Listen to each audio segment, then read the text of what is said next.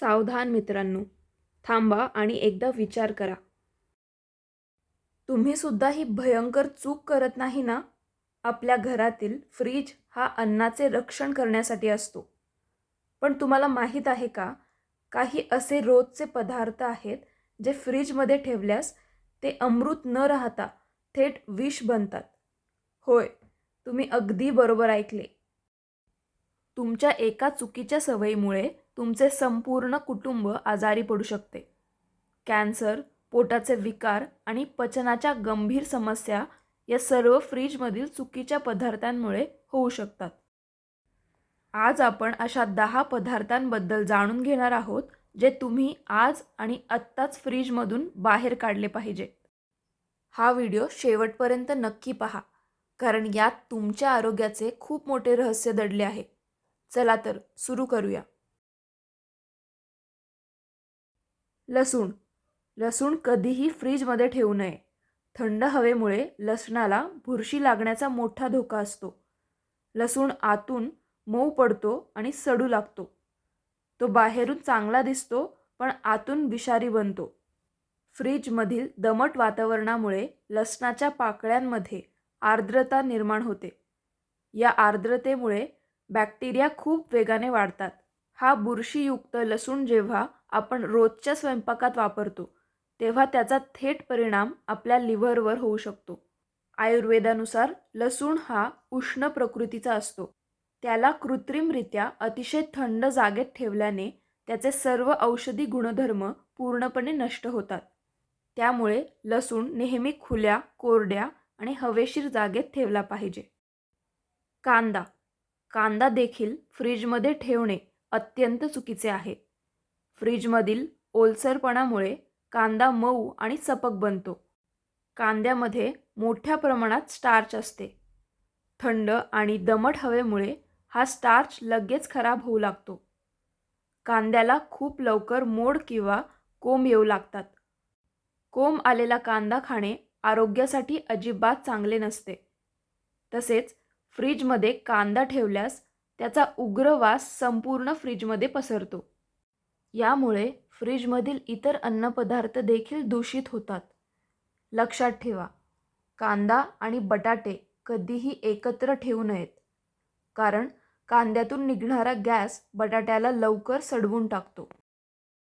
बटाटे. बटाटे फ्रीजमध्ये ठेवल्यास त्यातील स्टार्चचे रूपांतर थेट साखरेमध्ये होते. यामुळे बटाट्याची नैसर्गिक चव बदलते आणि तो गोड लागू लागतो. असे बटाटे जेव्हा आपण उच्च तापमानावर तळतो किंवा शिजवतो, तेव्हा त्यातील साखर आणि अमिनो ॲसिड एकत्र होतात. या रासायनिक प्रक्रियेतून ॲक्रिलामाइड नावाचे अत्यंत घातक रसायन तयार होते. वैज्ञानिक संशोधनानुसार हे रसायन मानवी शरीरात कॅन्सर पेशींना जन्म देऊ शकते. तसेच हे बटाटे खाल्ल्याने रक्तातील साखरेची पातळी अचानक खूप वाढते. मधुमेहाच्या रुग्णांसाठी तर हे थेट विषासमान काम करते.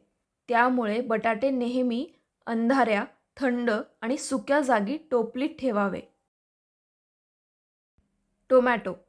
टोमॅटो फ्रीजमध्ये ठेवल्याने त्याची नैसर्गिक चव आणि सुवास पूर्णपणे निघून जातो. फ्रीजमधील अतिशय थंड हवेमुळे टोमॅटोची पिकण्याची नैसर्गिक प्रक्रिया तिथेच थांबते. टोमॅटोच्या आत असलेली पातळ त्वचा मऊ आणि पचपचित होऊन जाते. त्याच्या आतील पेशींचे कप्पे तुटतात, ज्यामुळे टोमॅटोतील पोषक घटक आणि व्हिटॅमिन सी नष्ट होते.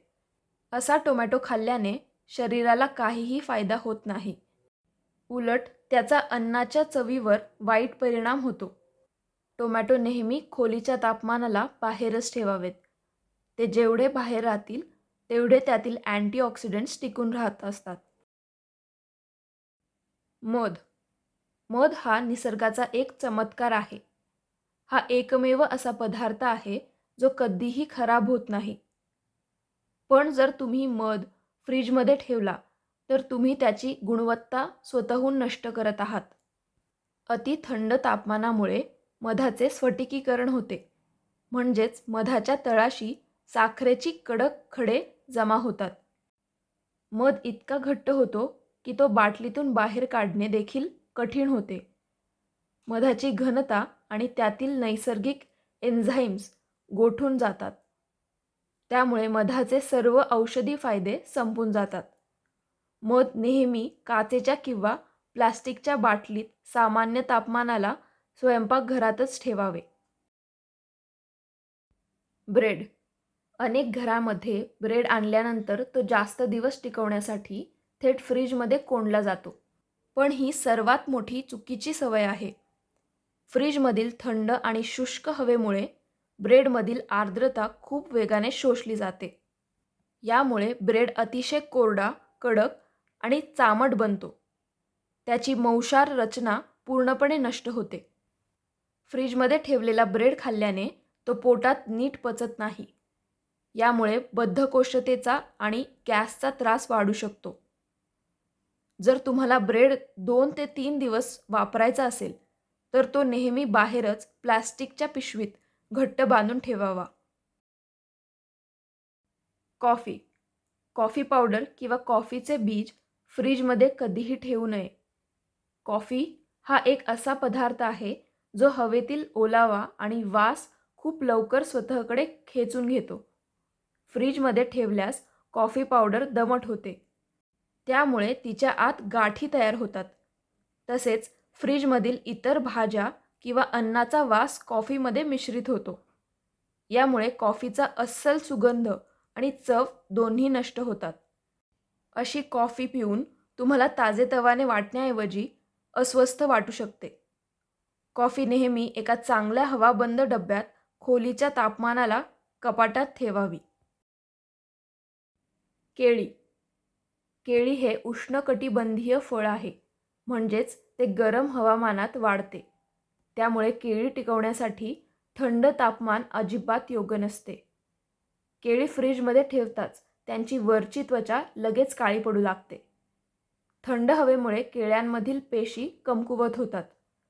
त्यामुळे केळी आतल्या बाजूने अतिशय मऊ आणि पचपचित होऊन जातात. केळ्यांमधील फायबर आणि पोटॅशियमचे प्रमाण देखील कमी होते. अशी केळी खाल्ल्याने सर्दी, खोकला आणि कफ वाढण्याचा धोका असतो.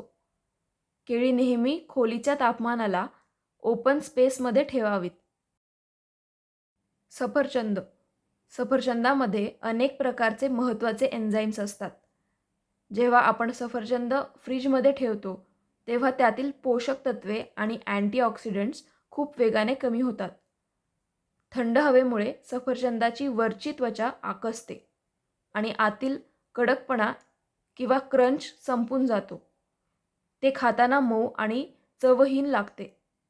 जर तुम्हाला थंड सफरचंद खायला आवडत असेल, तर एक साधा नियम नेहमी पाळा. सफरचंद खाण्याच्या फक्त अर्धा तास आधी ते फ्रीजमध्ये थंडावण्यासाठी ठेवावे. एरवी ते नेहमी बाहेरच टोपलीत ठेवावे. लिंबू.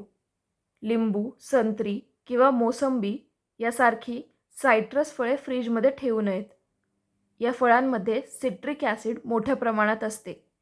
अति थंड तापमानामुळे या फळांची तत्व कडक आणि सुजल्यासारखी होते. त्यांच्या आतील नैसर्गिक रस सुकायला लागतो. तसेच थंड हवेमुळे लिंबातील व्हिटॅमिन सीची पातळी कमालीची घटते. असे लिंबू वापरल्याने शरीराला काहीही रोगप्रतिकारक शक्ती मिळत नाही. त्यामुळे लिंबू नेहमी बाहेर एका जाळीदार टोपलीत ठेवावेत.